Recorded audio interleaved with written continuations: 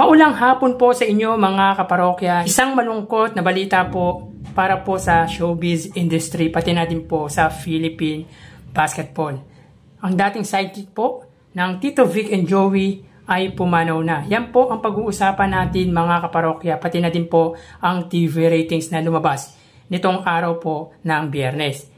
Pero bago yan mga kaparokya ay humihiling ako na pakisubscribe ang aking YouTube channel. Pakiclick ang bell icon para una kayong ma-notify sa mga bagong video na ilalabas ko. At pakidamay nyo na din na i-follow ang aking Facebook page na Mega TV at TikTok account na Kaparokya TV. So mga kaparokya, nandito na po tayo sa ikalawang bahagi ng ating online viewership ng dalawang noontime show which are ang Eat Bulaga at ang Eat Showtime. At today is June 19, araw po ng Miyerkules. So bago natin umpisahan ang ating online viewership ay pag-usapan po muna natin ang TV ratings na lumabas nitong araw po ng Biyernes, June 14. So makikita natin dito na ang Eat Showtime ay may 8.6% at ang Eat Bulaga naman po ay may 3.2%. So dito, ang pagitan nila ay 4.4% at masasabi natin na mataas ang nakukuwang ratings ng kapamilya noontime show na Eat Showtime. And just to be fair lang po mga kaparokya, since pagdating sa TV station at reach ay lamang na lamang po ang Eat Showtime, kung kaya't para sa akin, ginawa po natin na mataas ang isang noontime show kapag na-meet nila ang average ng ratings nila, which is para sa Eat Showtime ay 8%. At sa Eat Bulaga naman po ay 4%. Fair na po yan mga kaparokya. So let's move on mga kaparokya. So dito, ang GMA ay may 5.8%. Ang GTV ay may 1.2%. Ang A to Z ay may 1.2%. At ang Kapamilya Channel ay may 0.3%. So, wala pa po dito mga kaparokya ang All TV dahil recently lang po sila nag-start mag-air sa TV station na pagmamay-ari ng bilyonaryo at former Senate President na si Manny Villar. So, para naman po sa Eat Bulaga, ang TV5 ay may 2.9%. So, mababa po siya sa average nito na 3.5%. Ang RPTV ay may 0.3%. So dito mataas po talaga ang nakuwang TV ratings ng kapamilya noontime show na Eat Showtime.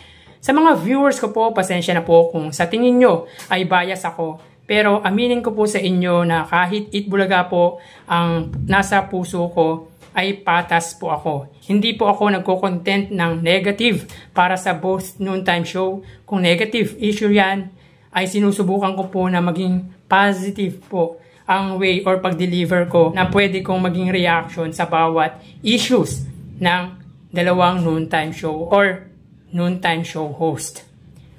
So again, for Friday TV ratings po, ang Eat Showtime ang umangat dahil na-meet po nila ang average TV ratings nila. Samantala, dating sidekick ng Tito Vic and Joey ay pumanaw na. Kanina nga bago magtapos ang Sugod Bahay mga kapatid ay inanunsyo po ni Henyo Master Joey De Leon at Vic Soto ang pagpanaw ng kanilang kaibigan, ng kanilang kapatid, ng kanilang kumpare at isa sa mga legendary na sidekick ng Tito Vic and Joey, particular ni Vic Soto at ni Joey De Leon. At ito nga po ay si Rosalio Yoyong Martires.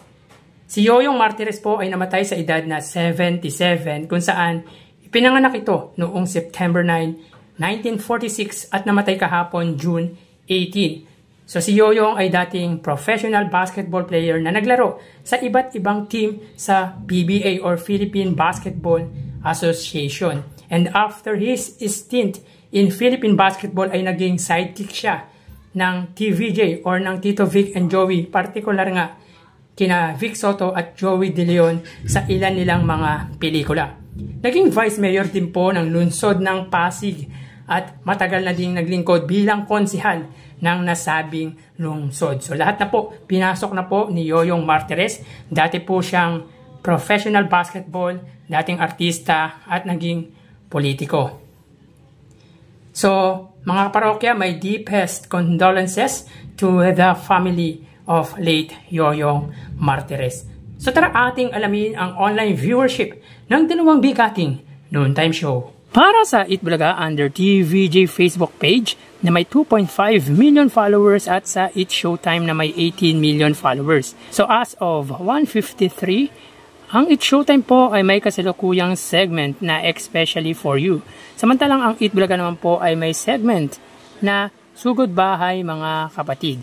So dito makita po natin ang It Showtime ay may 13.8 thousand viewers at ang Itbulaga naman po ay may 5.2 thousand live viewers. So ulitin ko po, ang Itbulaga po ay may 5.2 thousand viewers at ang It Showtime ay may 13.7 thousand live viewers. So mapunta naman po tayo sa TV Network YouTube channel at unahin po natin ang GMA Network YouTube channel na may kasalukuyang subscribers na 35.5 million subscribers. Ang Itbulaga naman po, under po yan sa TV5 Philippines na may kasalukuyang subscribers na 1.84 million. So as of 1:54, ang It Showtime po under GMA ay may 22,000 viewers. Ang Itbulaga under TV5 ay may 39,000 live viewers. So ulitin po natin mga kaparokya, as of 1:54, ang It Showtime under GMA ay may 22,000 viewers. Ang Itbulaga naman po under TV5 ay may 39,000 live viewers. So mapunta naman po tayo sa main YouTube channel ng dalawang noontime show at para po sa It Showtime, under po yan sa ABS-CBN It Showtime na may 2.27 million subscribers. Samantalang sa Itbulaga naman po, under Itbulaga TVJ YouTube channel na may 1.02 million subscribers. So as of 1:55, ang It Showtime ay may 103,000 viewers. Ang Itbulaga naman po ay may 60,000 viewers. So again, as of 1:55, ang It Showtime ay may 102,000 viewers at ang Itbulaga naman po ay may 60,000 live viewers. So bali ang total na nakuha ng dalawang noontime show ay, sa mga kaparokya, bago natin ibigay or ilabas ang total live viewership ng dalawang noontime show, ay humihiling ako na pakisubscribe ang aking YouTube channel, pakiclick ang bell icon para una kayong manotify sa mga bagong video na ilalabas ko, at pakidamay nyo na din na i-follow ang aking Facebook page na Mega TV at ang aking TikTok account na Kaparokya TV. Salamat! Sa mga kaparokya, ang total live viewership ng Itbulaga ay 104,000 viewers. Samantalang ang It Showtime naman po ay may total live viewership na 137,000 viewers.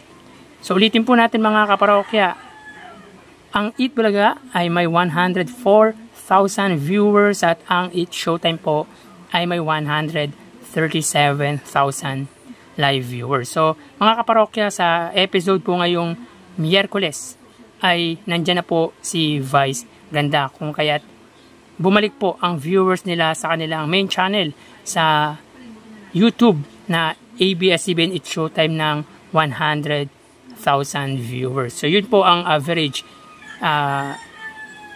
viewers ng It Showtime pag nandyan po si Meme Vice Ganda.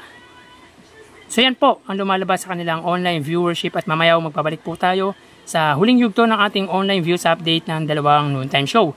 Magpapaalam po muna ako pansamantala. Thank you and God bless.